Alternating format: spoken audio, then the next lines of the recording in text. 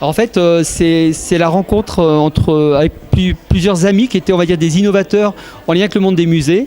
Nous, Erasme, on était dans le numérique au musée.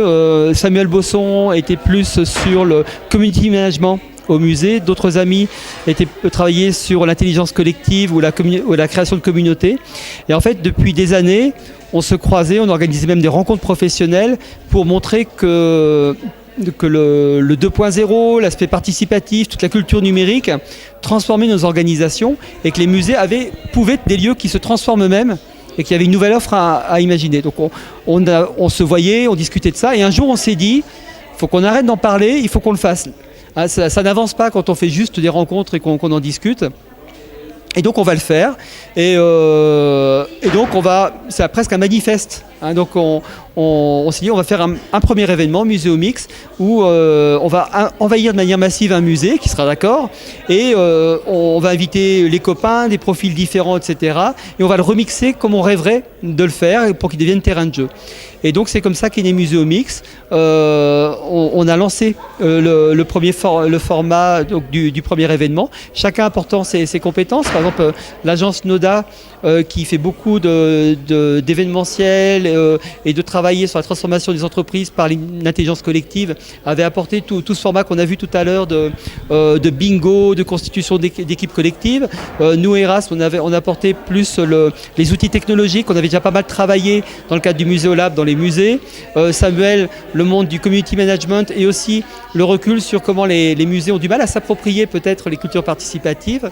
Julien Dora, lui, toute la dynamique de community building, de création de communautés.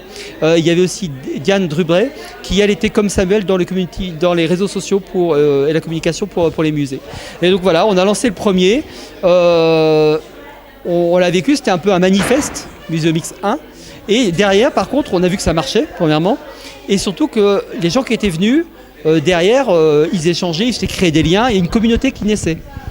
Et c'est pour ça qu'après, on a décidé de le prolonger dans le temps et de développer le format. À titre personnel, quelle a été l'étincelle ? En fait, oui, l'étincelle, c'est que moi, je travaillais avec des musées et on essayait de les accompagner dans leur transformation numérique. Et le problème, c'est que trop souvent, on était considérés que comme des apporteurs de technologie. Ils préparaient leur manière de travailler de manière habituelle et quand ils auraient besoin d'un nouveau canal de diffusion, au lieu d'avoir un écran carré, ils auraient une table tactile ou ils auraient une tablette et là on ferait appel à Erasme pour voir quelle est la meilleure solution comme nouveau canal de diffusion. Or, nous on leur proposait, non pas ça, mais on leur proposait de réinventer même le rôle d'un musée dans son rapport à la société qui est en train de changer parce qu'elle est transformée par les nouvelles pratiques et le numérique. Et donc on voyait le gros décalage entre les deux et notamment il y a eu le directeur d'un de ces musées avec qui on travaillait en accompagnement depuis des années qui m'a proposé un poste de technicien dans son équipe et donc c'était l'exemple même qui ne comprenait pas vraiment du tout ce qu'on était en train de faire. Et donc pour moi, ça m'a poussé aussi à rentrer dans l'aventure Muséomix pour inventer un format et montrer par l'exemple ce que ça pouvait être.